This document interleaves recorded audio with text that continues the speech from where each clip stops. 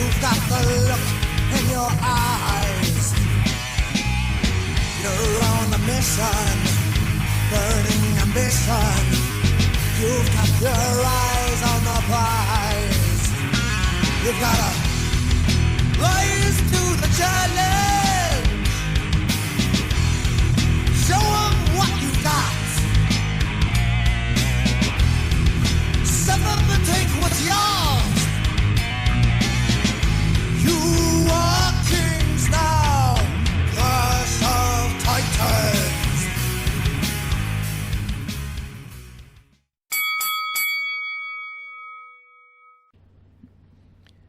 Hey everyone, this is Anthony with Tornado Tag Podcast. We've done it. Interview wise, we're in the double digits. We hit number 10. And what better way to do it is by our guest today.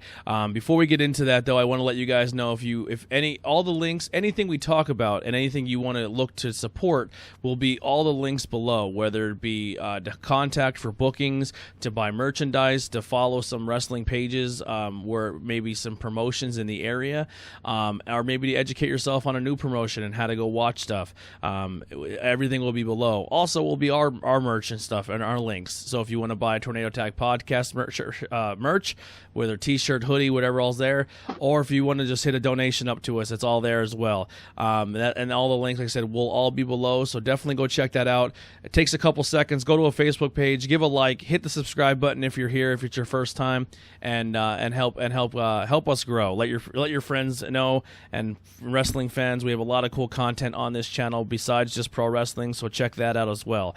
But on the phone, we have Sicend. So I first seen this guy at Outbreak Wrestling. He showed up at his stable, which we'll get into, and their name. Got to see him perform. Very, very impressed with him. Has found out a lot about him in my previous episode. So kind of break the kayfabe. We talked about it last week. I interviewed Jason Drake, who is one of his students and former tag team partners, and we learned a lot about the guy we're talking to today, and how he's like a mini Dusty Rhodes, man, cutting promo classes and having a wrestling ring in his yard. There's a lot of cool stuff here to unpack. So we'll jump right into it, man. How you doing? Dude, it's one of those days, man. We're just here, we're chilling. We're all enjoying lockdown, I hope, and making the best of everything right now. But right now, we're just killing on your podcast, and that's what it's all about. Yeah, man. The last two episodes, man, it's kind of been like you've been brought up a lot, and now it's kind of like the culmination. So we talked to Mad Max Morrison, who's a buddy of yours, then Jason Drake, who's a student. One of your other students is coming up in a couple more weeks with Mason Martin. So there's a lot of connections here. We're gonna find out how that all comes about. But yeah, I didn't even know that until you told me before we got on the air. I was like, oh well. I didn't know it either until halfway through my conversation. I was like, wow, yeah, some cool stuff, man, to unpack here. So now it's just all coming full circle. So. Yeah, so a lot of people can give you a little more just due. I think you deserve here. I'm very impressed. I'm excited. So to get into it, what was your earliest memory of being a pro wrestling fan? So like I was never big into sports. I didn't like sports. Like I would watch sports. I was never like I want to play football. I want to play basketball. I was never one of those people. I actually liked I was kind of more like I took like gymnastics. Like I liked like flipping and jumping from high places and stuff like that. So none of those things, like I would play those sports, but I was never like I want to be on a team and do it like professionally. And then like I was just sitting down one day. I was at my grandmother's house, and I was flipping through channels. There wasn't a lot of channels, and WWF Raw came on, and I started watching. I'm like, oh wait, like they're cussing and they're doing like weird stuff. This is kind of cool. Like you were that age, I was like 12, so like it was kind of taboo at that time to hear like people cussing or making sexual innuendos and stuff like that. And I'm like, oh wow, I usually have to watch like a rated R movie to see this, and like it's just on TV. And I'm like, I just kind of got into it, and like it just spawned from there, man. Yeah, DX gave me my first attention. I did a crotch chop in school, and it got me locked down. I got a story about that. So you remember when they did the presidential address? Yes. okay, so like I had to do something for reading class or whatever during that time period. We had like read a book and make a mockumentary about it, like on cassette tape or whatever. And when we were doing it, mind you, I was in a Christian school at the time. Me and my buddy went back and forth and did the Shawn Michaels and Triple H unedited version of the fuck you, you can't say that. Well, fuck me. And we did that, and they played the wrong side of the fucking tape, and then we both got called and got suspended. Oh, yep, that'll do it every time. So yeah, DX also got me my first suspension. So we're locked down on that one. Yeah, it was worth it. 100% worth it. I wouldn't change it for the world. Yeah, it was. Awesome. So, when you started watching it, who were some names that just really jumped off the screen at you and you were Shawn Michaels. I love you already. You're my Shawn favorite. Michaels. That was my favorite wrestler. Dude, I'm telling you, like, now that I tell you that, if you watch my wrestling style and the way that I do things and the way that I sell, you'll just be like, oh, yeah, he's a Shawn Michaels fan. Yep. Yeah. I'm a huge Shawn Michaels fan. I mean, back in the day, like, when I first started watching wrestling, I loved, you had to love, like, the big names. I love Shawn. I love Stone Cold. I loved Undertaker. I loved Kane. Like, even the bad guys, I liked them. But there was a lot of people that, like, I was a fan of that maybe a lot of people back in the day wouldn't have been a fan of. I was like, I love D'Lo Brown for some reason. Like, and now that I look back, I'm like, damn, D'Lo was such an underrated fucking wrestler. Great trainer too. Yeah, oh my god, absolutely. I love the headbangers. I loved Mosh and Thrasher. I got to meet them not too long ago. I wrestled in a battle royal with them, and they kept telling everybody they were just going to chop the shit out of them and give them wedgies, so I eliminated myself from the battle royal before they came out. Yeah, they were at PPW, and it's funny because when the toy line changed over and they went with the taller figures, the more rubber and stuff, I remember one of my first toys were the Headbanger toys. I got them at Kmart, and I remember I was like, dude, you were my first action figure. Like, they're like, that's awesome. And then I got to interview Main Event, and I guess Main Event had a spot with them, and the whole gimmick was Jay Lyon has the meat in his mouth, the piece of steak, and the headbangers kept slapping hitting it, and he goes, stop beating my meat. So then it was like a whole, like, we did a whole promo. Yeah, it was great. I love it. I got to meet them, and it was like, I was always a mid-card guy, man. Like, even growing up, everyone's like, oh, you have to be a Hulk fan, or you have to be an Ultimate Warrior fan. Nah, man, like, that was like, honest to God, back in the day, like, I really was never a Hogan fan. Like, I was a Macho Man. I was a Macho Man kid. Now I love you, because I was gonna be like, I love Macho. I was a Macho Man, I was a Mr. Perfect, and I was a Roddy Piper fan. I'm just saying, back in the day, before Michaels, nobody sold like Mr. Perfect. Yep. Yeah, and then like the first time I ever really watched wrestling was Saturday morning retaping or whatever it was, and I don't even remember. Oh, the pre-tapes. Yep. I remember what you're talking about. And I don't even remember who they wrestled, but the music hit and the rockers came running out, and I was like, I don't know what's going on here, but I like that guy. I like those guys a lot. That's my team. So like, yeah, dude, that was kind of like the same thing here. Like, so like when I started watching, it was around like '98 when I started watching. I was like 12, yeah. But then like I watched it, but then I went to like you had to go to Blockbuster, bro. Mm-hmm. Went to Blockbuster and I rented all the old tapes. So I was watching all the older stuff with Shawn Michaels and stuff in it, and then like I found out that Shawn Michaels retired, and I'm like, this is bullshit. Like, I like this guy. Why is he retired? One of 13 times he's done it. Oh, yeah. Absolutely. He lost his smile and all that shit. So. Yeah. Yeah, I had a friend named Billy who his dad had, like, one of those boxes. Remember the black boxes that you can get all the pay-per-views for free? And every channel. Yeah, he had one of those cable boxes. I was never that lucky to get one of those. Yeah, we never had one, but my buddy's dad had one, and he would videotape all the pay-per-views. So if the pay-per-view happened on a Sunday, I wouldn't get it for maybe a couple weeks after, because what he would do is he would record it, and then he would make copies for everybody, and then I would then get my copy. Out to everybody. Yeah, and then I would get my copy, and that's how I went back and watched it. Like the first the only pay-per-view, the first one of my parents ever bought, and I remember I was like, I was such a loser kid, but I had no friends over to watch it with me. I literally watched it all by myself, but I watched my first pay-per-view I made them buy because I wanted to see the Razor Ramon Shawn Michaels ladder match. Dude, still one of the greatest matches of all time. Yep, I forced my parents to buy it. I was like, I have to see this match, and I watched it. I watched it 100 times because you had 24 hours on that channel, and it would just keep rerunning itself. And I remember I just sat there and watched like seven times in a row. I swear I've watched it probably a million times, and every time I go back and rewatch it, I see something different that I've never seen before. Yeah, it's such a good match. But yeah, so yeah, growing up, Shawn Michaels fan, all those guys, awesome stuff. At what point did you realize like this is what I want to do? The day that I watched my first pro match, man. Yeah. That day I was just like. Because, like, the thing was, is, like, I wasn't into anything. And you got to remember, during that time period, you're, like, 12, and they're like, well, what do you want to do with your life? And I'm like, I don't fucking know. Like, I don't know. Like, I don't want to be a cop. I don't want to be a firefighter. Like, I don't want to play any of these sports. And then all of a sudden, wrestling popped into my life. I'm like, I want to be a wrestler. Mm-hmm. And that was kind of it. Like, I told my parents, like, the day that I saw wrestling, I'm like, I want to do this. And they were like, And I'm like, yeah, well, this is what I want to do. And but I will say this: my parents have been hugely, like, throughout the years, have been hugely supportive about this. When I did start training, and I said I was going to start training, I'm like, look, I'm not going to college. I don't want you to waste your money because I'm not doing it. I was like, I'm going to pay for wrestling training, and we can get into that later. But I paid for wrestling training, and all they asked me was please have a second job in case it doesn't work out. And I'm like, yeah, I got you. And that was it. And that was when I was like 19. But since the age that I was 12, I told everybody I was going to be a pro wrestler. Yeah. And I am, so. You followed your dreams.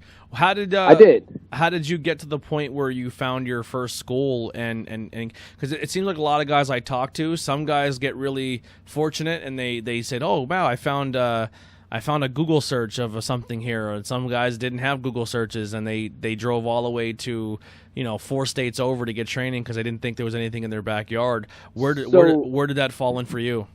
All right, so mine was weird. So like when I got into high school, I hooked up with a bunch of dudes that were like I had a bunch of friends, and then like I met a couple of dudes in high school, and they were like, yeah, we backyard wrestle. I'm like, yeah, we do too. And they're like, we wrestle on mattresses. And I'm like, I built a ring, which I did. I built a ring in my backyard out of wood and fucking all that shit. And we started wrestling together. And I knew nothing about independent wrestling at this time. But they did because they were older than me. And they're like, hey, you should go down and check out these independent shows. I'm like, well, I don't know what that is. And they're like, just come down. We'll buy you a ticket. And they took me down. And I started watching these independent shows. And the first dude that I saw that I was like, dude, that guy is like awesome, was Ruckus from CZW Blackout, if you guys know the name. I met him, and I was like, hey man, I backyard wrestle. I know it's not like a thing. And he was like, bro, I used to backyard wrestle. And I'm like, oh, well, like, here's a DVD of our shit if you want to watch it. He's like, yeah, I'm going to watch it. And then like the next show I went to, he came up to me and he was like, dude, some of you guys are really talented. Like, you should go pro. You should get a better ring. And I'm like, well, yeah, we built it. And he's like, oh, if you want to get together, here's a place to buy a ring from. So we bought a real ring, like an actual ring, and we put it in my backyard. And then I told him we bought a real ring, and I was like, hey, man, if you ever want to come up and check out one of our shows, come out and check it out. And he actually came up and watched one of our backyard shows.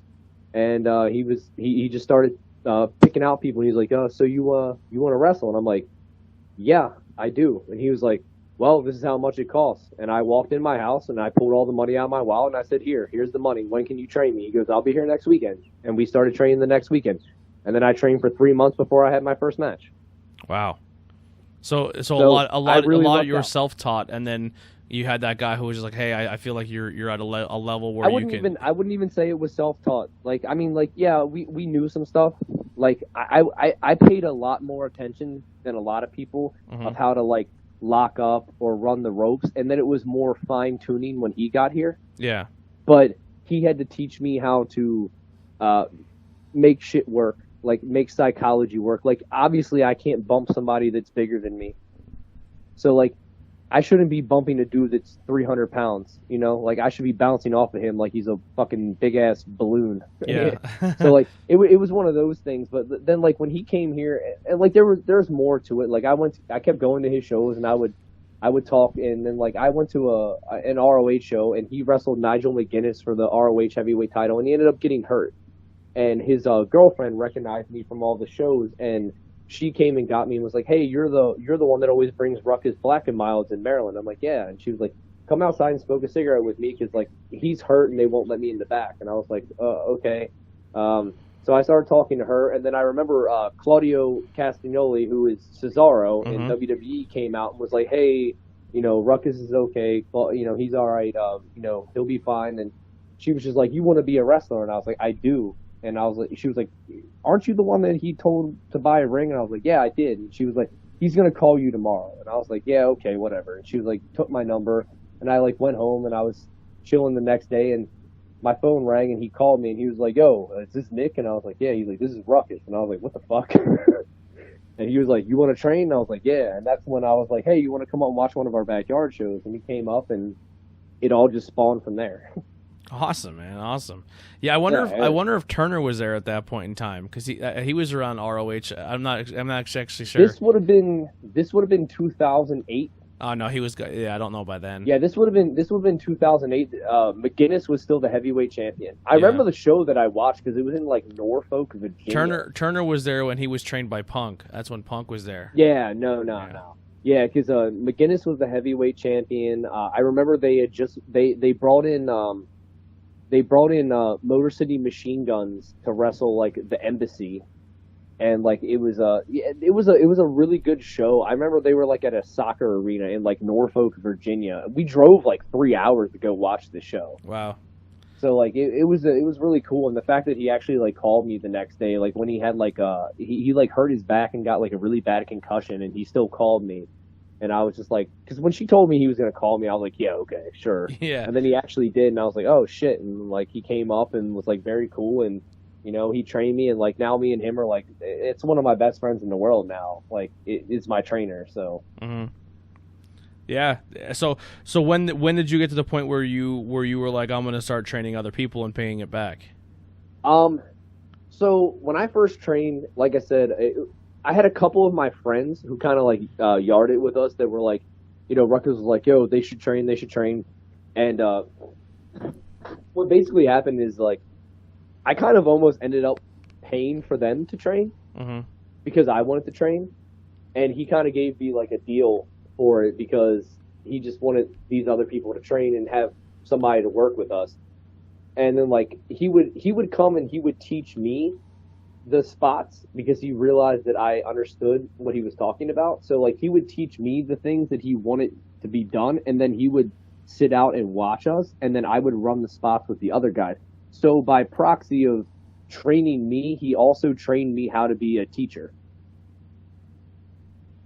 So after that, I had like one of my friends who didn't train with us at the time because he didn't have the money. So I waited until I had been wrestling for like a year, and then I said I would train him, and I still had Ruckus come up and like help me. Like he helped me teach him to be a wrestler, and then Ruckus was kind of like, "Nah, you're good, you got it, you don't need me to help you anymore. Like you can do this by yourself." And then it just spawned from there.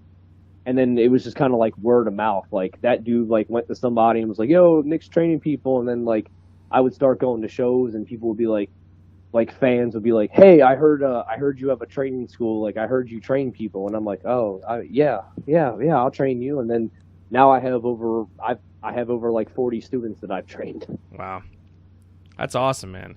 And a lot of your work has paid off too, because it seems like tons of promotions enjoy working with you and enjoy your students.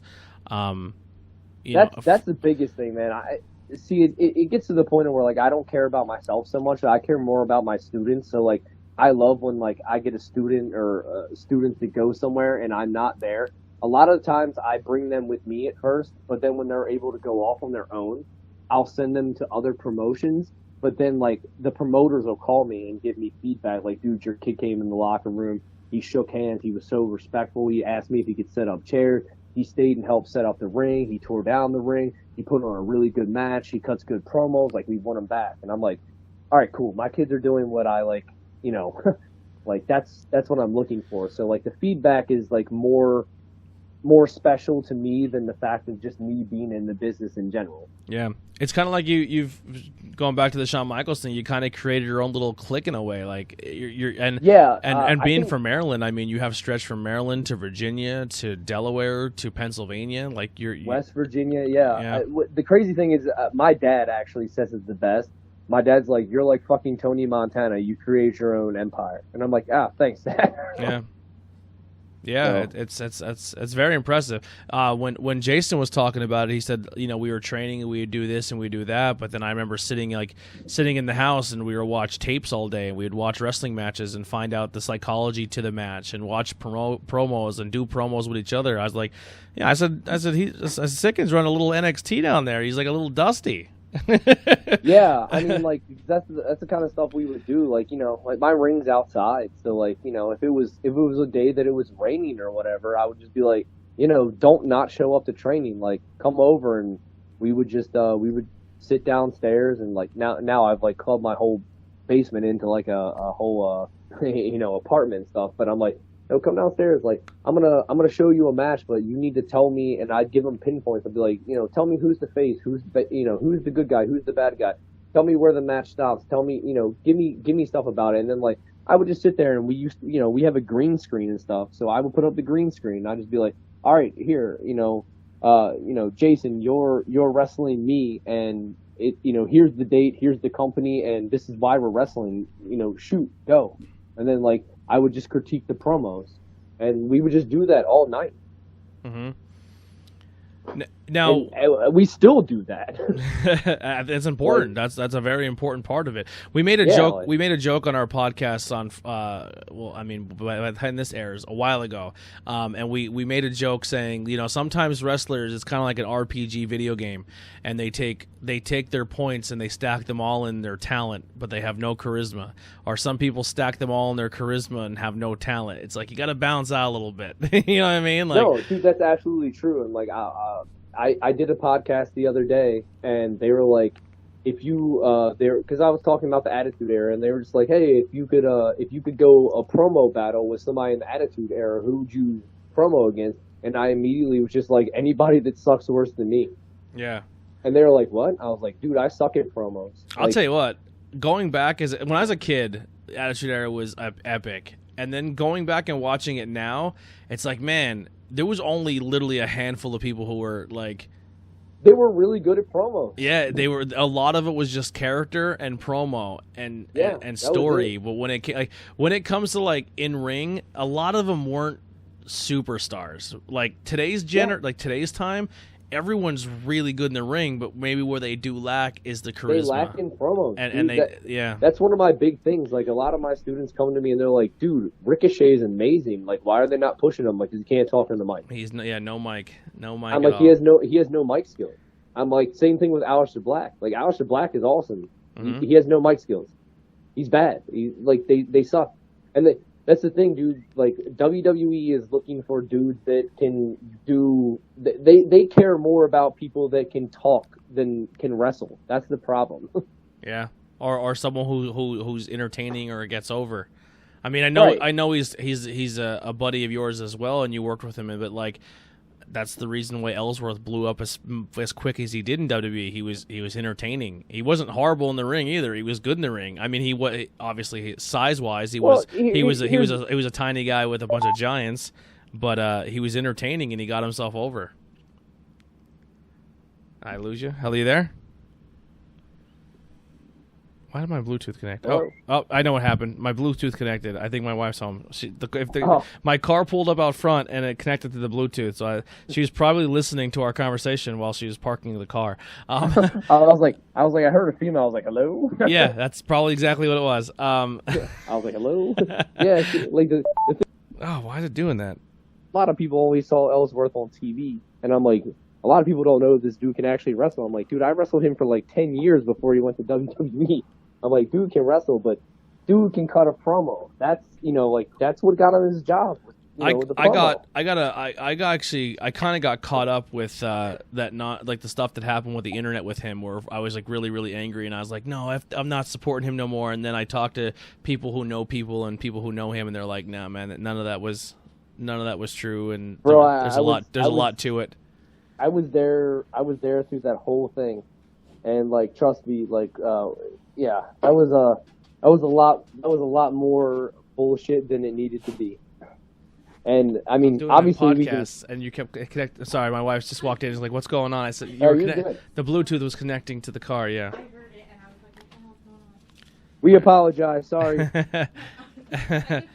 But yeah, I caught, you know, and that's a trap we get stuck in as wrestling fans too. Is people, you know, listen and watch stuff on the internet, and we're quick to make judgments and quick to let emotions get in before we have a conversation. So I want to admit that I was definitely on that board, and I probably even said stuff on the podcast where I was like, you know what, screw that guy, but I was wrong. Dude, you know what? Honestly, it's cool because a lot of my students that like know him personally like got caught up in that, and I'm like, dude, guys, chill. Like, you need to like wait. Like, he's gonna come over. Like, and he came over to my house like while he was still in WWE and like talked to him and like, dude, you don't understand what is going on. Like, there was a lot more behind that than people know, and it was bullshit. Because here's the thing: it never went to the cops, it never went to the police. There was no charge. Like, if there was something going on wrong, then it would have been. You know what I'm saying? Yeah.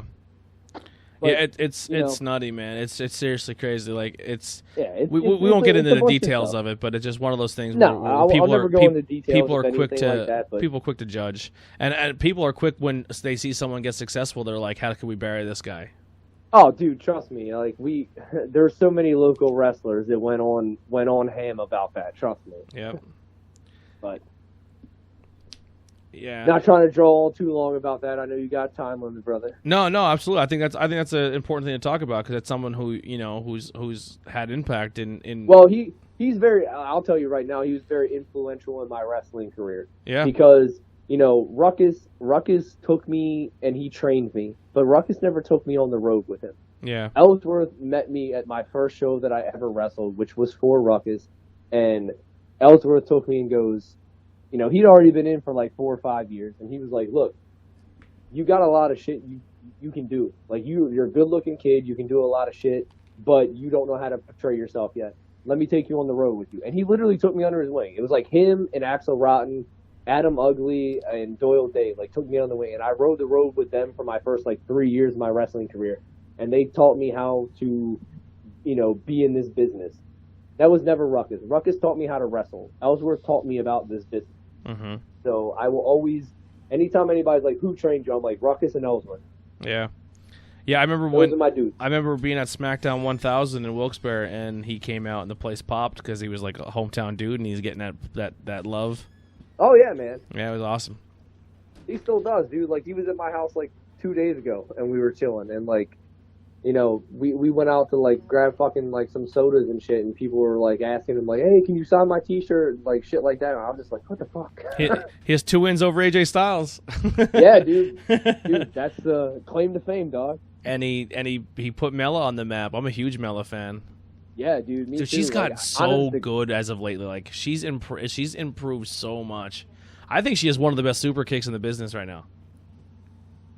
I didn't think she did. Like, for a minute, and then all of a sudden it got really good, and I was like, "Oh, all right, I feel you." Yeah, she got a lot better. I'm very partial to the super kick because Shawn Michaels. So. I agree. I absolutely agree. If you ever watch, I'll tell you now, anybody who's listening, you too, if you ever watch one of my matches, I throw mad super kicks, but I'll throw a super kick and it'll be a double down, or I throw a super kick and the dude rolls out of the ring, or I throw a super kick and 1-2 dude puts his foot on the ropes. I will never have anybody kick out of my super kick. Yeah. Well, that's the thing I like about Mela too. When she lands it on people, usually it finishes the match. Yep. Or they roll out of the ring. Mm-hmm. Yeah, she protects it. It's not just it's not just used as a punch like the Usos. The Usos, man, the super kick is like a punch to them. I love the Usos, don't get me wrong, but the Usos are the WWE Young Bucks. Yeah. Yeah, absolutely. Which, if that could ever happen one day, that would be like a dream book match, like Young Bucks versus Usos. I actually would like to see. I mean, that would be fantastic as well. But I would love to see Young Bucks versus New Day, but we'll never get it. Yeah, we'll probably never get that. But here's the thing: but Young Bucks versus the New Day, but which members of the New Day? Oh, I would go Xavier and Kofi. Yeah. Yeah. Okay. I was gonna say I feel like Xavier's the one that's being held back because I'm like, dude, Xavier's extremely good. Yeah. I think Big E's very good too.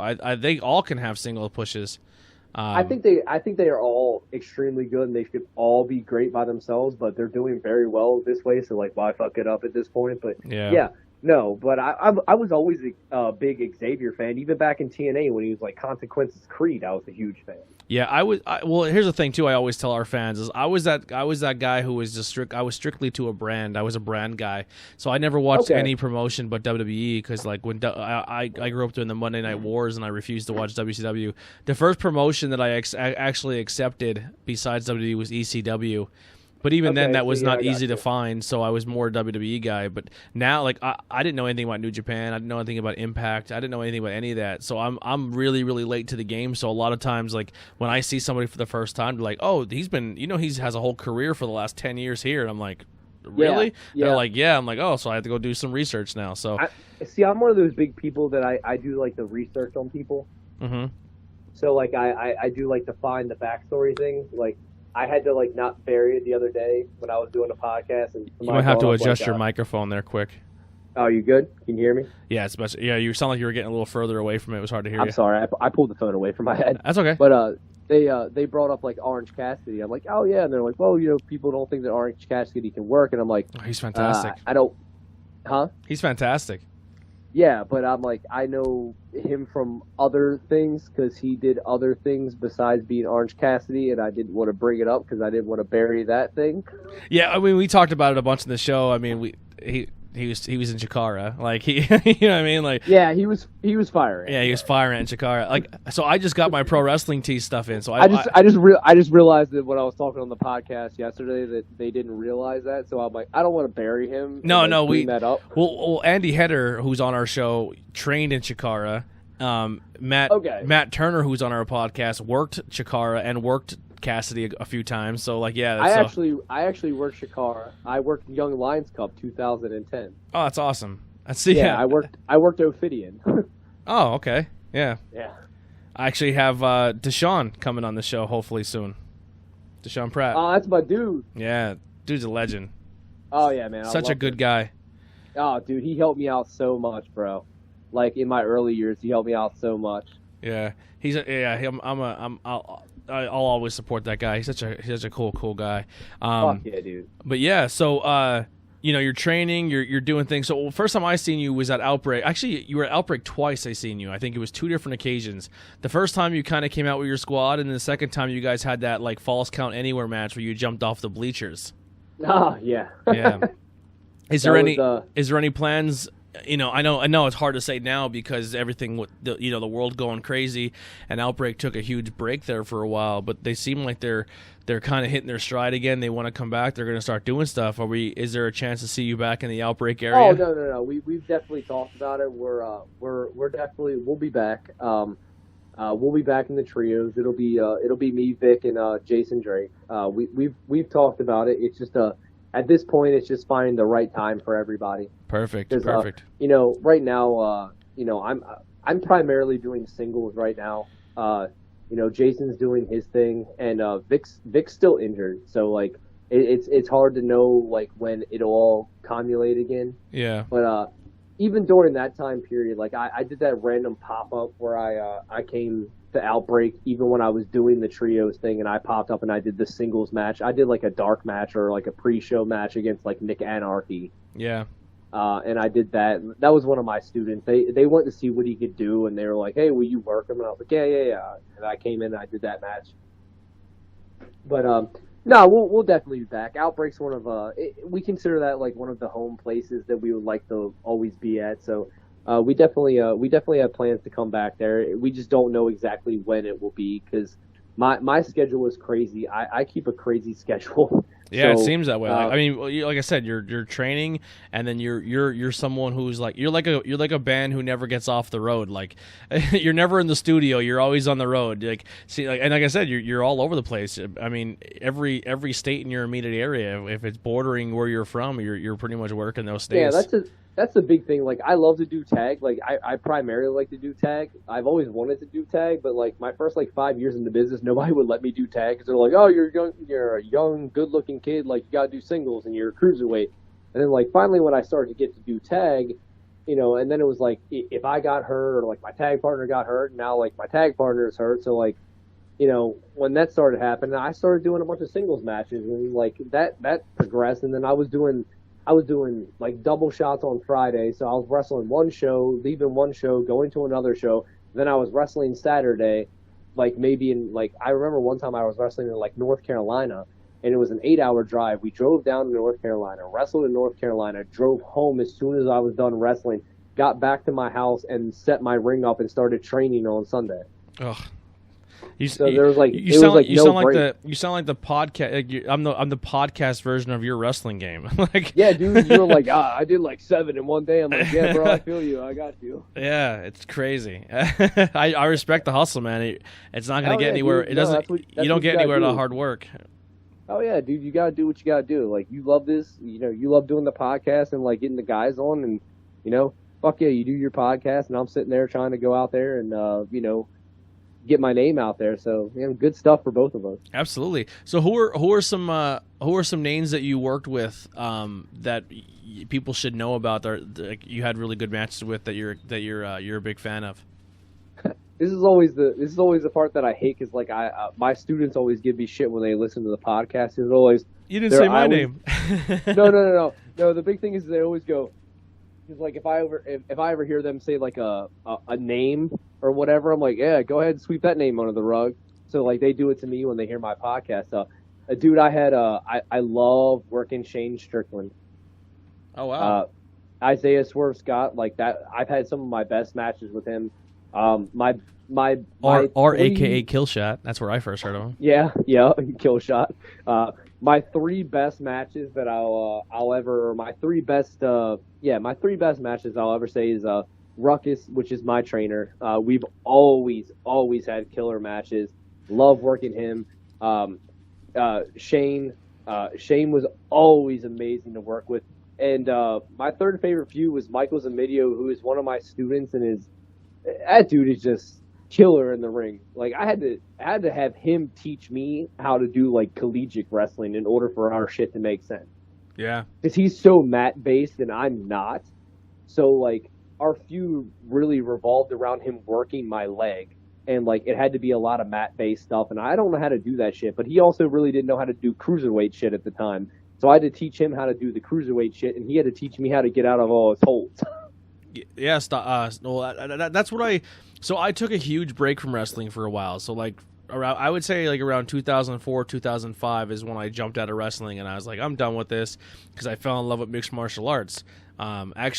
Professional wrestling got me into mixed martial arts because I went to my aunt's house one time, and my older cousin Brian, who I looked up to a lot, was like, "Oh, we're getting a pay-per-view tonight," and I'm like, on a Saturday? And he's like, yeah. I'm like, there's no wrestling on Saturdays. He goes, what are you talking about wrestling? I'm like, WWE. He's like, or WWF. He's like, we're not watching that garbage. I was like, what do you mean? We're not watching that shit. Yeah, he didn't like it. And he's like, we're going to watch UFC. I was like, all right, well, who's fighting? And he's like, you won't know any of the names. And I was like, okay. So we're watching, and it was Tito Ortiz versus Ken Shamrock. And I go, that's the world's most dangerous man, Ken Shamrock. And they're like, what do you mean? I'm like, he was just on WWF like a month ago. And then he's like, really? And then that was my transition crossover, and then I became absolutely obsessed with mixed martial arts.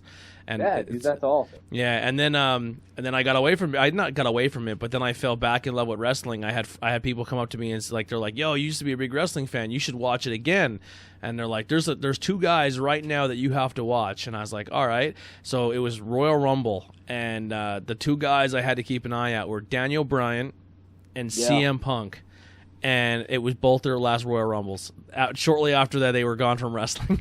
So I was well, I'm back. Is great. Yeah. If you go back and again, Daniel Bryan is like he's very mat based, but I love Daniel Bryan.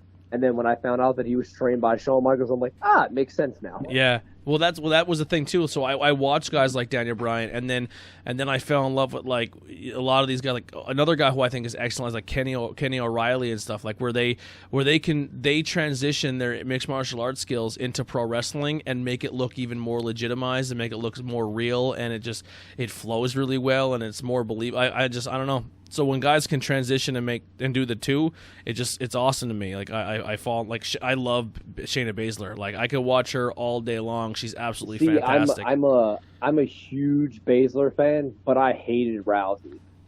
So I thought Rousey did really well. I thought she was really, really good for her debut I don't and stuff. think she did bad, but the thing is Rousey came in like just fresh off being trained, and they put her on the main roster when Baszler had already been working the indies for like 2 years. Yeah, well that's I thought Baszler that's a slow burn. I mean, listen, I love Baszler, and in ring, she's a million times better than Ronda Rousey. But if you get a Ronda Rousey and you want to sell tickets, she's 100% going to be your main roster. No, it makes sense. It made sense business wise, but that's why I popped so huge when they did that match on NXT, Baszler versus Mercedes Martinez. Because I'm like, Mercedes Martinez is the one who trained her. Yeah, I absolutely love Mercedes. I seen her at PPW, and I was like, how is she not signed? She's easily probably in the top 5 of best females on the planet right now. She's amazing, dude. Back in the day, I loved her and this girl named Portia Perez. Wow. Okay. I still don't understand how Mercedes is not being used in an NXT. Like, here's my thing. I cannot verify this, but I think that they brought her in to give her a little bit of a, like, hey, you deserve this thing, but I think I think the whole thing with bringing her in was they were transitioning her into being a trainer. That's cool, but when they brought her in, they were teasing her and Baszler. I was like, that would be awesome. And they did that like that one match, and I'm like, oh, that was cool. That was a good cock tease. Her and Mia Yim was a good match, and I was like, oh, dude, I was there for like Mia's, like, I've known Mia for years. Stephanie. Like, dude, I was there for her first like couple of matches and shit. Like Mia, I've seen her progress. Like, God, she needs to go like skyrocket to the moon. Yeah, I've been really falling in love with Vice. You know, not just for Dark Side of the Ring, but they do a lot of documentaries besides Dark Side of the Ring where they follow people around. And they did this entire documentary on female wrestlers, and Mia was on there talking about like she went through domestic violence and stuff, and a lot of really bad things. And I remember all that. Yeah, she's such a sweetheart. Like, she really is. Yeah. She's one of those people I want to meet. Like, I'd love to meet and just be like I'm not a picture guy. I'm not an autograph guy. I'm a conversationalist. Like, if I could sit there and be like, yo, thank you for your hard work. That's kind of how I roll. Yeah. Actually, one of the biggest things that Ruckus ever told me when I got in the business, he was like, dude, if you're wrestling a show with, like, you know, names or whatever, he's like, don't fucking take a picture because you look like a mark. He was like, just talk to them. He's like, learn something from them. Don't take a picture. So, like, I have very few pictures with names that I've been with, and like the only 3 that I can think of is like I have a picture with Hacksaw Jim Duggan right after we wrestled a tag team match together, who somebody else took the picture. And then I have a picture with me, Ruckus, my student Vam, and TJ Perkins, who Vam asked us to take the picture. And then the only big picture that I have that I marked out for that I actually asked for is I have a picture with me and X-Pac when me and X-Pac tagged, because I got to come out and be a part of DX that night. And I was like, I want a fucking picture. That's awesome. And then, like, I've been really fortunate. Like, I've been only doing this podcast now for, like, I'm coming up on 2 years, I think in, like, November or something. And I was just a dude who sat in his kitchen table with his buddies and talked wrestling. And then we got to the point where people liked our views, and we start going to independent shows, and the independent guys liked our reviews of their shows because we were respectful and honest. And yeah, dude, why not? I remember talking to you at the Outbreak and stuff like that. And that's where that was like our birth. Like, that's we were really, really, really fresh. Yeah, but I remember like having you guys come up and like we were talking at the table. Like, after I was done wrestling, we went up to the bar and we're like getting beers and taking shots and stuff together. And I was like, oh, these dudes are cool. And then like when you hit me up about the podcast, I was like, oh yeah, fuck yeah, I'll do this podcast. Yeah, so like, and then it got to the point where like PPW welcomed us in, Outbreak, and then we get to come and set our stuff up. And like, so what we're doing then is like we kind of let guys cut promos. So if someone was doing like something like, so say if you came to Outbreak and you're gonna come back for the next couple months and you want to work an angle with somebody, we would help facilitate the camera so you can cut the promo. We air it on our page, but then tag Outbreak, so then people can say, well, what is Outbreak Wrestling? See the promo, then go to Outbreak and then find out where they can watch the match, and then it excites them to go to the next show, and then we do a full review on the show. So it's like it's like one hand feeds the other. But like I going into like an event and you see like we went to one where Billy Gunn was there, and I was like, I'm not going to say a word to Billy Gunn. Like, I'll talk to him, but like I'm not even going to tell him I do a podcast, because that's not my objective there. Like, my main goal is I want to put over the guy. Like, Billy Gunn had his time. Billy Gunn's doing very well. He doesn't need my shitty podcast at all. You know what I mean? Like, but the guy who's driving from New York City to come to Hazleton, Pennsylvania, who wants to work on his promos and wants to get more attention from the Northeast area, I'm going to interview him and try to get him over, because that's what I want to help people out. Yeah. So you not trying to cut your podcast in half here, but no. So you guys are doing the stuff where you're linking up to companies where you can come in and set up tables and do stuff like that, correct? Not so much a table. What I mean, if that's what the promotion wants us to do, then we do that. But what we do is like we try to find a place backstage where we can kind of just put a camera against a wall, and then we just kind of and we just do stuff backstage. So what I'm going for here is I got a place down here in Maryland where I can definitely help you guys out if you would like to come in. Yeah. I mean, it'd be a little bit of a drive, but we'll figure it out. Yeah, I mean, like, I think it'll help you guys out. It can help us out, and we can kind of cross brand and do something cool with that. That'd be dope. It'll get you guys some new faces, and it'll give us some new content and give you some new content. I'm down. And we can definitely do all that if you guys are down for that. Yeah. I have a lot of decent equipment. Like, I have good cameras, I have good microphones. It's just it's just kind of, it's not going to waste, but it's just something I can definitely, if I have it, I'm down to work with people and do collaborations and use it for the good. Then once all this bullshit's over, I definitely we'll talk about this off the podcast, but we'll go ahead and get back to the podcast. Yeah, listen, that's what that's one thing. If you're brand new listening to it for the first time because you brought them in, or people who just listen because they're well aware of it. My podcasts are like Tarantino movies. We jump all over the place. Yeah. I was like, I'm not gonna lie, guys. I forgot we were doing a podcast. I thought I was just talking. So listen, that's my goal. That's my that's my overall goal. Is yeah, no, man. I thought I was just having a nice conversation. So. That means I'm doing a good job, I guess.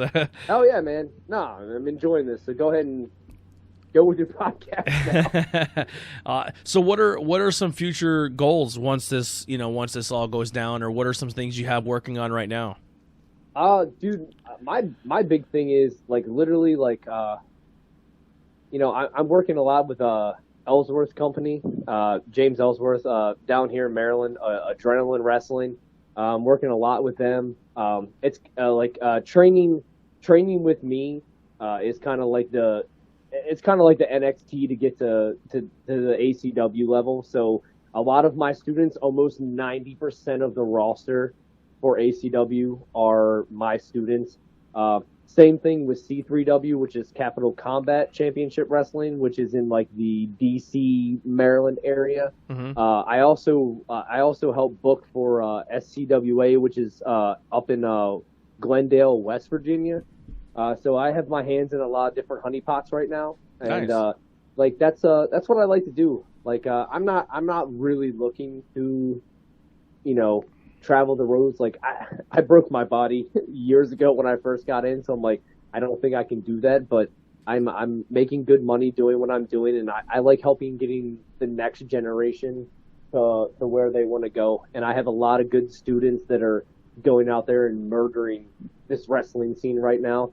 And I'm starting to kind of transition to more behind the scenes almost. Yeah. Who are some students that you think who are some students that are on the rise you think that we should be looking out for, that that could be someone that could be popping up somewhere? Because right now with pro wrestling, man, Ring of Honor's on a resurgence. You got Impact is killing it. NXT snatching people up. AEW snatching people up. So They said this. They said this shit to me the other night, and I was like, "Yo, my students gonna listen to this and be like, why didn't you say me?" Like, And real quick, NWA Power is out there too. I know a lot of people who would love to work for them. No. See, now that would be the one that I want to go to, just because that's like that old school shit. That's where Andy Header said he wants to go there. That's like if he had, that'd be his dream spot. Nah, see, like if somebody asked me, like I want to go to the dumb place, like send me there, like easy schedule, you know, like TNA right now, like easy schedules, like send me there, like I would do those. I so wish Impact was easy to find because I do the streaming TV, so it's hard for me to find Impact and watch it. But that like when Impact comes and does shows with PPW, that roster is so much fun. Like they're just a good time. Like Ace Austin is killing it right now. Like possibly could be the next champion, and you know what I mean. And he worked a lot in our area and our territory, and now he's a possible Impact heavyweight champion after he's been X Division champion for a while. Like, no, I 100% agree. Yeah. Dudes off my roster, like, guys, I'm sorry if you're listening to this and you don't hear your fucking name. Dudes, I'll tell you to look out for. You got to look out for Michael Savidio. That's the dude I had like my best feud with. One of the greatest gimmicks I've ever seen. Look out for Big Trouble Ben Bishop. Like, dude, he's only been training for like 3 months. He started wrestling. Dude is 7'1". We went to a show and he was taller than Kane. Holy shit! Look at this dude. Yeah, dude. Look at this dude. Like, he's money. My boy K.A. Robinson, Chris Slade. I know you know Chris Slade because he's been in the Outbreak. Chris Slade. Why is that? Yeah, why you're like Captain Crunch? Yes. He killed Captain Crunch guy. Yes. Yeah. Watch out for Chris Slade, K.A. Robinson, Studio 22 is a tag team. Yes, Studio 20. Yep. Yeah, watch out for Studio 22, Black Privilege. They're a tag team. You know, watch these dudes because I'm telling you, they're on the rise and like they're coming and they are coming full force. Actually, fun fact: when we talked to Header, one of our questions were, we asked Header, who would you want to work, right? And he said from Outbreak, Chris Slade. He would love to do a match with Chris Slade. That's like Slade's one of the dudes that comes straight out, and people are like, yo, I want to work Slade, and I'm like, yeah, I got you. Yeah. And I'll say this on the podcast, and I've said this to Slade a million times. Like, there's just little things that he needs to work on. And, like, one of the biggest ones that I'm like, dude, get new gear. Like, get gear with your name on it. And then, like, you know, just clean your shit up. And, like, learn how to cut a promo. Yeah. And that's just the big thing. You know, it's little things. But, you know, little things are what's going to send you somewhere. We just said it earlier. You know, you can be a good wrestler and not get anywhere. But, you know, James Ellsworth cut a promo and got hired. Yeah. And his look, I mean, something that would be used to pick on the guy, he leaned into it and he rocked with it, you know? Yeah. But, you know, that's the thing. So, like, you got to go with the motion, man. But also, dude, again, another dude that I want to point out, like, on the rise is the Baltimore Beast, Mason Barton, which you said was coming up on your podcast. Yeah. I have been training Mason. Mason is, I believe, I want to say 19. If you're not Mason, I'm sorry. I believe he's 19. He looks like he's 33. He looks way older than me. Yeah, he's. I didn't know he was that young. Yeah, he's 19. I've been training Mason since he was 14 years old. I'll tell you what, real quick, just to kind of give him some props. He showed up at the last Outbreak show. He wrestled Header, and he hit the curtain. He lost so much weight. He looks fantastic. Yeah. Nah, man, he got in the gym and he cleaned his shit up and it looks good. And losing that weight made him better in the ring. Yeah. Well, before that, he was going between if he wanted to do like a football career or if he wanted to do wrestling. Yep. And then, like, you know, he lost the weight and he looks good. Yeah, he looks really good.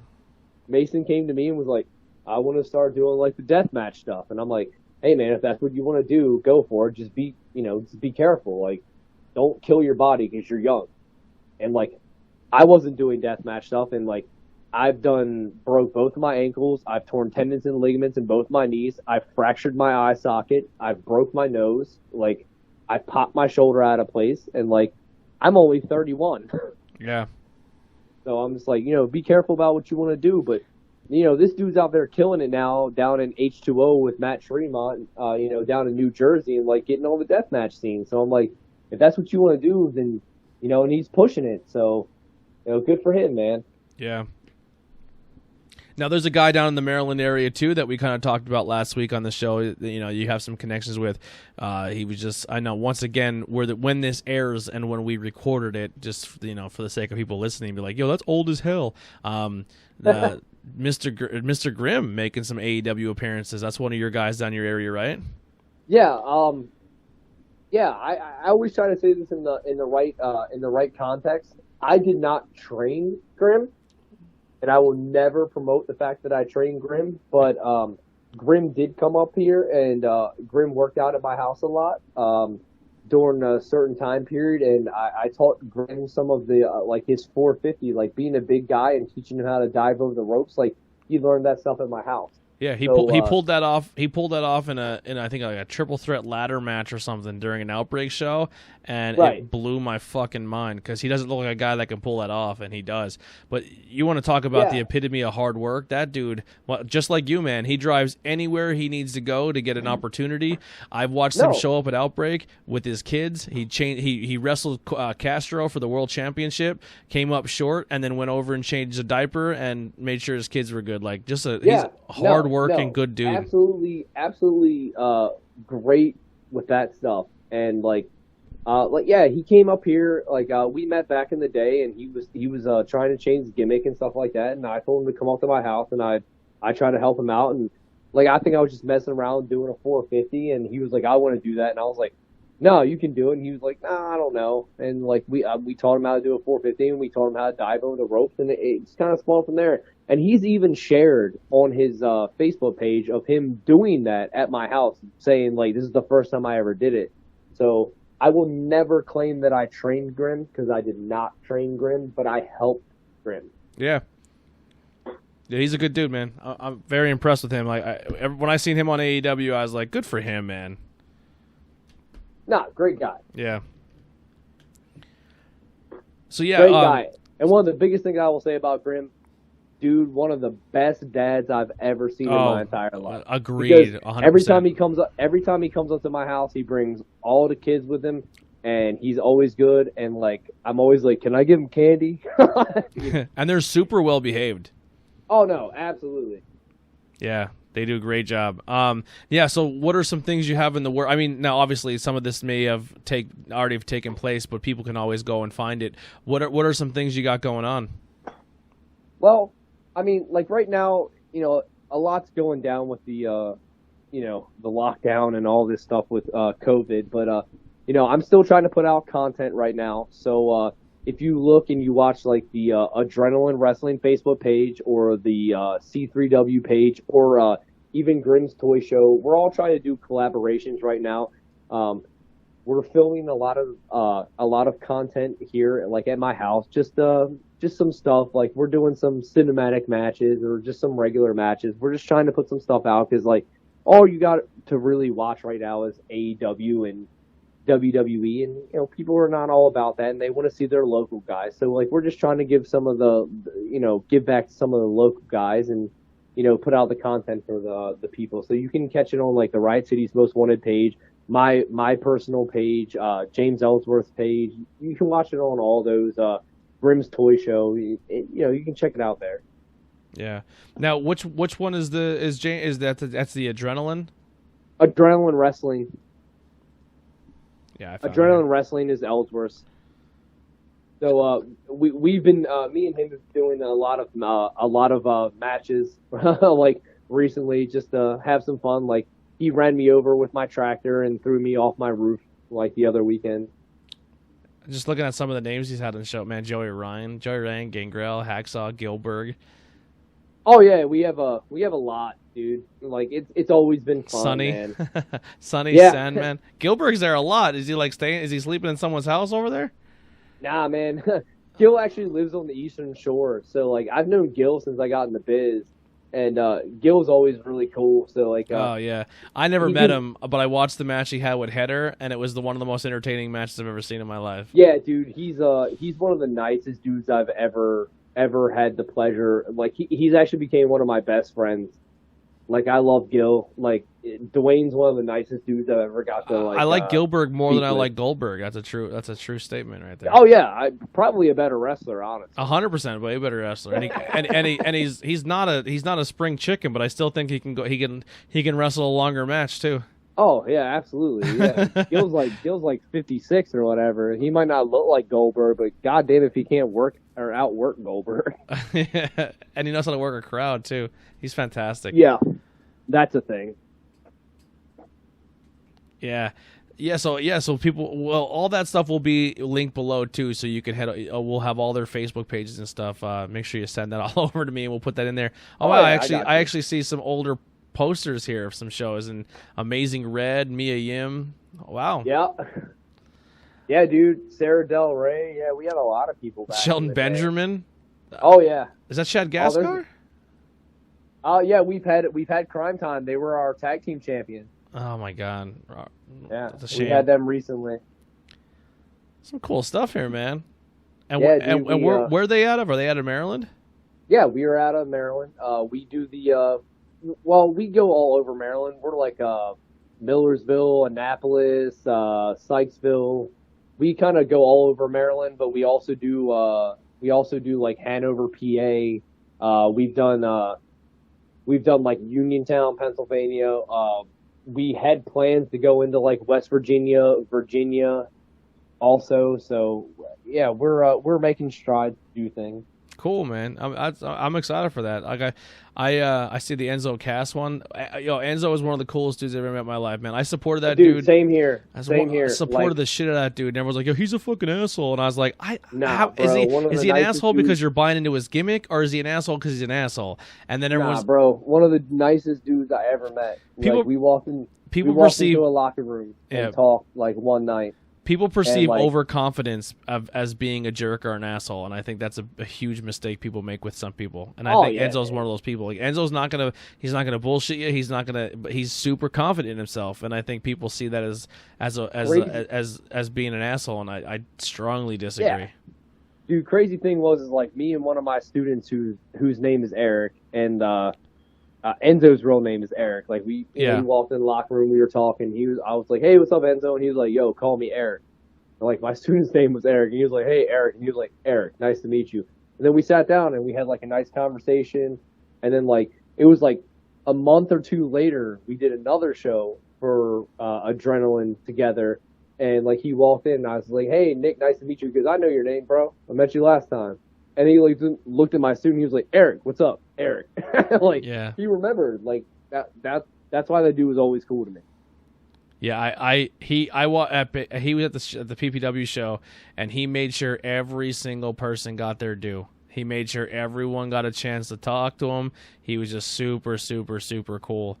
I made a joke going into him, like, Enzo's going to follow me on Instagram. That was my joke. I was like, Enzo's going to follow me on Instagram. And then he followed you on Instagram? No, he did not. So here's what happened, right? So I'm in line, and this guy in front of me, really, really nice guy. I mean, he's a super fan. He'll drive all over the place. And I guess when he met Enzo, Enzo told him he's a big Wolverine fan, and he likes Wolverine. So this guy brought him a Wolverine toy. And the guy was like, right? So the guy's like, "Yo, Enzo, I brought you a gift." And he goes, "Yo, I remember you. I met you like literally a couple weeks ago." He's like, "Are you following me, bro?" And he's like, "Maybe." And he's like, "Well, that's cool, right?" So he goes, "Yo, I got you this gift." And he gave him the action figure. He goes, "You know what? I don't ever do this." And he went on his Instagram, and he did an Instagram live with the guy, right? And he's like, "This guy right here brought me an X-Men toy. It's my favorite of all time." And he's like, "What's your social media, bro? I'm going to follow you." And the guy goes, "I don't have Instagram." And I was like, "His Instagram is Tornado Tag Podcast." Like, I didn't say it, but I was like in my head, like, there's no way I can sit there and be, bro. Yeah, there's no absolute chance from here on out I can be like, "Yo, Enzo, can you follow me?" Because it just literally just happened. He just was like, "I'll follow this guy," and I don't ever do this. And then me come up next. So about that Instagram, you know what I mean? I was like, I'm not saying a fucking word. Like I'm just gonna shut. That was like one of the things with me. Like when me and two of my students did like a 4-way with TJ Perkins, and like I took like a picture where like me and TJ took a picture and we were like chilling, and like I put it up on Instagram and I tagged TJ in it, and then like he refollowed me and then shared my picture, and then like every time I put up something on Instagram, like Perkins likes my shit now. Yeah, Perkins is a cool dude too. He dude, one of the nicest guys I've ever met. He put me on. So I'm really big on like when I follow a wrestler, I don't try to like dig into their personal shit, but it does help me become more of a fan of somebody if they're just generally a good person. And I think the week of the when I met TJP, we were kind of all bullshitting at a PPW show, and I guess over conversation it came up with like that was the week where like Dana Brooke got her face busted open really, really bad by Sarah Logan. Yeah. And it was a complete accident. And then people were like, yo, Sarah Logan's a big asshole. Like, she put her hands up, like, celebrating she hurt her. I was like, no, she was doing her job. Like, she wasn't going to go over and be like, oh, my God, I'm so sorry. You can't break kayfabe. Yeah, 100%. So, like, we were talking about it, and he's like, yo, Sarah Logan is one of the biggest sweethearts I've ever met in my life. Like, he was, like, literally putting Sarah Logan over, saying how awesome she is, and she's such a cool person. And I was like... She set my ring up before.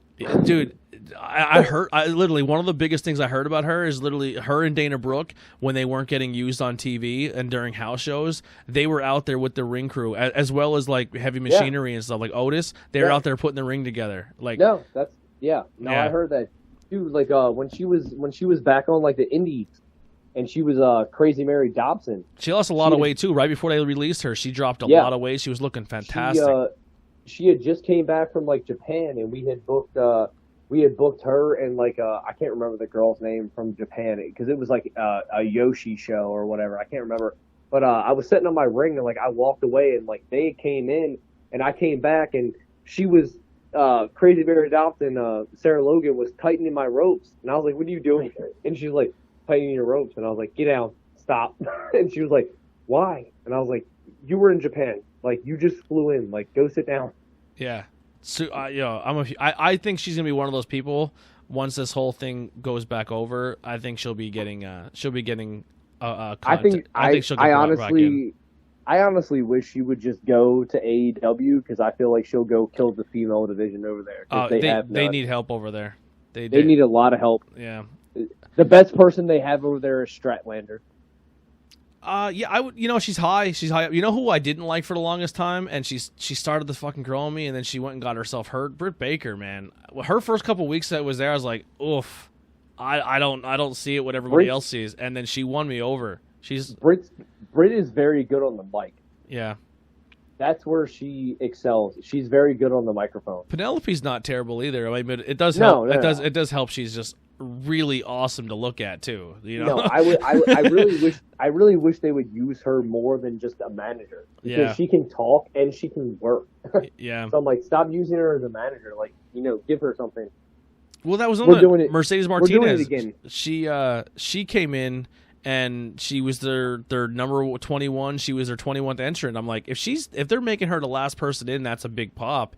I was like, they can build a division around her, and they never used her. I was like, oh, nah, because she knew she was getting signed by WWE. Yeah. She was like, I'm taking that last paycheck real quick. Yeah, I don't blame her. I'm a big Nyla fan too. Me neither. Yeah, I like Nyla a lot too, man. I think Nyla's. Oh yeah. Dude, I've known Nyla for years, so. Yeah, I love Nyla. She's killing the division. I love it. She's going out there and being that native beast, man. Like, keep doing it. Mm-hmm. Yeah, I'm AEW is definitely winning me over. And shit, dude. Yeah, AEW is really winning me over. Like when I first started watching, I was like, no one on this roster is grabbing me yet. Like, you know how but then again, I didn't know anybody. And then like 3 weeks in, I'm like, dude, it was a lot of indie guys. Yeah. And I was like, dude, SCU won me over. Best Friends won me over. I was like, Orange Cassidy, I'm like obsessed with that dude. He's so fucking funny. And he's so good. I told the dudes on the podcast the other day, they were like, I love Orange Cassidy and I love Chris Statlander. I'm like, then look up Chris Statlander versus Orange Cassidy because it'll be one of the best matches you ever watch. Yeah. Statlander's awesome. She's really... Oh yeah, man. she was trained by a great dude, man. Kurt Hawkins fucking killed that one. Yeah. Kurt Hawkins, another one. I can't wait for him to get picked up somewhere. I still think Kurt Hawkins. No, I don't want him to get picked up because I want him to work the Indies. Yeah, he would be, dude. 3 guys. I'd like to see him in the Indies for a while, and I would love to. That toy show they had on their YouTube channel is unbelievable. I fucking loved it. I would love to see Heath Slater. You're talking about Grimm's Toy Show? Yeah. Yeah, dude, I work Grimm's Toy Show. Mm-hmm. Yeah, dude, that shit's awesome. He actually, the dude that runs the channel, Grimm, was actually trained by Kurt Hawkins. Oh, really? Yeah. And Wait. Kurt Hawkins trained Chris Strickland. Hold on one second here. Well, not the Grimm's Toy Show, the one that Hawkins and Ryder did together. Oh, their toy show. Yeah, Okay. yeah, the ones wrong toy show. Yeah. 'Cause I was gonna say on Grimm's Toy Show, Hawkins has been on that one. So. Yeah, he's a big toy collector. Yeah, but yeah, and then Heath Slater is gonna. Well, Heath Slater is literally when everything opens back up, he's gonna be one of those guys who is gonna kill the independent scene with the "I got fired" gimmick. Like, come on, that writes its own checks. Like, I'm here, man. I got fired. You know what I mean? On top of that, on the fact that he was probably one of my favorite dudes in the Nexus. We already said in the podcast what he has to do. He's got to hit the independent scene up, right? He's got to get some tattoos. He's got to grow his hair out, and he's got to, we'll just say, hit the gym really hard. You know? Yeah, no, I feel that. We're gonna say like 90s style WWE, hit the gym hard, right? Oh, okay. And then 3MB is gonna come back, and they're just gonna be all as big as Brock Lesnar, and they're just gonna take over wrestling. Honestly, I would not be fucking mad at that. I would not. Dude, I get picked on so bad on the podcast because I'm a huge Jinder Mahal fan. Like, everyone's like, he was the worst champion ever. I'm like, he was entertaining as a champion. He was entertaining. No, I said he was not. Jinder's he was entertaining. Yeah, he had the look. Maybe he didn't have the wrestling skills, but honest to God, like, let's think about Brock Lesnar in the last couple of years. All he did was throw a suplex. So, let's be honest about this. I thought Jinder Mahal's run as champion was more entertaining than Seth Rollins as a babyface. Oh no, I'm with you on that. Yeah, I was like, I'm a Jinder fan, man. I like him. No, I like Jinder. I remember talking to all my students, like, going up to that pay-per-view, and we all watched together, like, me and like 20 of my students. And I was sitting there going, yep, Jinder's winning the belt tonight. And everybody's like, no, he's not. I'm like, yeah, watch. and then he did, and they were like, what the fuck? Did Ellsworth tell you that? And I'm like, no, I just knew. Yeah. I'm like, you can visibly tell. I'm like, come on, think about it. They're going to Saudi Arabia. They want the Indian crowd. They want to build the Indian fan base up. Yeah, I'm like, think about it. And they're like, oh, we didn't think about it like that. I'm like, no shit, because you're not, like, in the business like that. Like, you got to think about it. Yeah. In closing here, is there anything else you want to plug, get over, or talk about before we get out of here? Nah, man. I really enjoyed this podcast. I really forgot we were even on a podcast, to be honest with you. Well, listen, I tell all my guests, man, this door is always open. If you ever have anything going on, or you wanna jump in on one of our podcasts, like we record, like I said, every Thursday night. If you ever want to jump on to say hi and talk wrestling with us, that door's always open, and we're always down for collaborations to work with you. Hey, bro. Anytime you want to do this, hit me up, man. Like I said, it was great seeing you guys at Outbreak and like becoming friends and stuff with you before all this. But anytime you want to do this, I'm down. Like I literally forgot we were on a podcast. I thought me and you were just shooting shit about wrestling. I mean, I'm doing something then. Yeah, we're doing something. So I apologize to the fans on the podcast because like you thought you were going to hear some shit, but it was just me and him talking. So. Yeah, man, and that's pretty much what it comes down to. But like I said, the door's always open. And like I said, the people who are listening, comment below or shoot us a message if you guys know anybody else that you want to hear their story and talk to have us have on the podcast. And if, like I said, if you know anybody, tell them, send them our way. But that'll do it. Like I said, check all the links below. Find everything we talked about, the promotions, the YouTube channels where you go watch stuff, to buy some merchandise, to get in contact and go see shows. Everything will be below. Support your local independent wrestling. That'll do it for Tornado Tag Podcast. We'll see you next time.